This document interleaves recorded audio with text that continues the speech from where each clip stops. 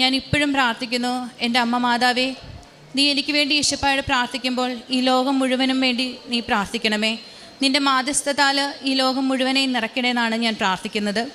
എൻ്റെ അമ്മ മാതാവ് എനിക്ക് നൽകിയ എല്ലാ അനുഗ്രഹങ്ങൾക്കും ഈശോയോടും ഞാൻ നന്ദി പറയുന്നു. എസെക്കിയേൽ പ്രവാചകൻ്റെ പുസ്തകം 37-ാം അധ്യായം 1 മുതൽ 4 വരെ തിരുവചനങ്ങൾ.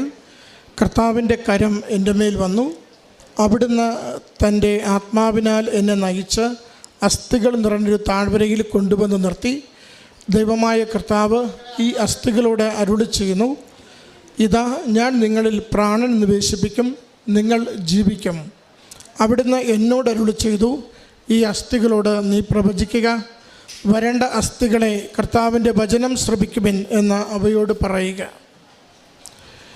മേരി എന്ന ഈ സഹോദരി തന്നെ സ്വാധീനിച്ച ദൈവവചന ഭാഗം എഴുതിയിരിക്കുക എസെക്കിയേലിൻ്റെ 37-ാം